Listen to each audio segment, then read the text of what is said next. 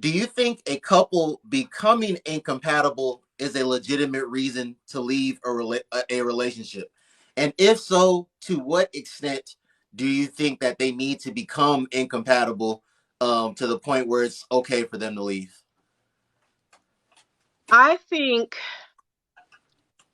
that as a married couple, you are going to be lifelong learners. So I always give this example that I am not I am 35 years old and I am not the woman that I was when I was 25 years old. I met my husband when I was 22. And when I was 25 years old, I didn't like flowers. I couldn't stand them. He would buy me flowers and they would be unalived within a few days. Couldn't water them, couldn't keep them. But now that I'm 35, I love flowers. I love having plants around the house. I love nurturing and growing those plants. So then I remember getting to a conversation with him and he's like, when did you start liking flowers? So, and I was like, because I've changed and I've grown and I've gotten older and I've gotten wiser. And I feel like we need to grow with each other. So, and you need to relearn your spouse. That's why it's always important to keep on dating your spouse, to have conversations with your spouse, to spend quality time with your spouse. Because when that comes, you will, when that happens, you will end up growing together instead of growing apart. So yeah, I do think that people can become incompatible, but that is because they are not taking the time to relearn their spouse and grow with each other and you know yeah, just grow together.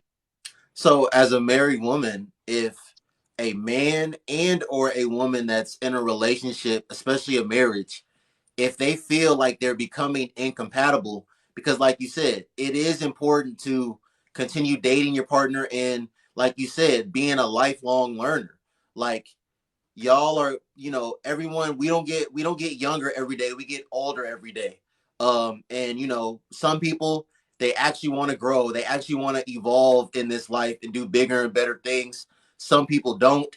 But if this person is growing and this person is staying stagnant, or if this person is growing and this person is on the decline, yeah, then they're becoming incompatible.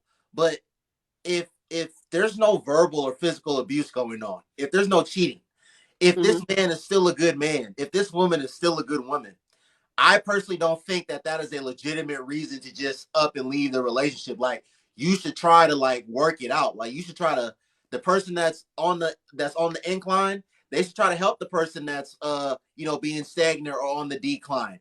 They should just have conversations like I said, hey honey, I'm not satisfied in this part of the relationship right now. Um you're not making me happy in these areas right now. Like this is stuff we need to work on because I really do love you and I do care about our relationship and I want us to stay together. And if those things, if after having that conversation, if change behavior isn't made, then I understand saying, okay, I'm gonna up and leave. But what the woman in this video is saying is that he could be a good man, but I don't think that's a legitimate reason to stay in a relationship with him. I feel like if you're compatible when you first meet, then you can always get back to that compatibility. I think one of the hardest times, or the greatest times where people will grow apart is between their 20s and 30s, because I feel like that is when they have the most change. They're trying to find themselves, they're trying to find their like trying to um, they have goals, they have aspirations, so they're always trying to find themselves. So I think that's when people have the most change. And a lot of times what you'll see people, they'll date, they'll have a great time, and then they'll start growing and they feel like they're growing apart and they'll end up ending that relationship. And then years down the road, when they have finally hit that plateau, when they're no longer searching for themselves, when they finally got settled, they look back and they're like, oh, that person who I was compatible with, he's a great guy. I wish I would have stayed with him. I wish I would have never ended that relationship. And I think that that's the time when they really have to work the hardest to stay with each other and just try to work it out. If nothing is, I honestly feel if there's nothing major going on, in that relationship and you just get bored, then you're just going to have to, end up with the consequences that you may have just ended a great relationship that you had. But if you can stick it out through the bad times, because there will be bad times. Like I said, even myself, me and my husband, we had to go to marriage counseling because like and that's not bad. Like that marriage counseling to me was actually great because I needed to be able to communicate with my husband with a third party, because it got to the point where I felt like we could not communicate with each other. Like we weren't seeing eye to eye, and we needed a third party to just sit down and be like, and that was something important for me because it was something that like I understand. Hey, um, you're spoiled.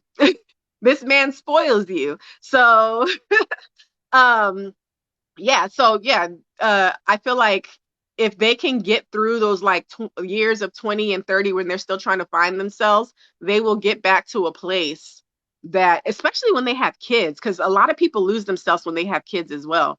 But they will get back to a place where they can get that compatibility back, and then they'll realize like after that they're like, well, this we in there for the long haul. Now we've been here for 20 years. I'm not letting this person go, especially with the dating scene that y'all have out now, where they're like there's a little pee in the pool. They're Hey, like, no, I think I'm just gonna work it out with the partner that I have.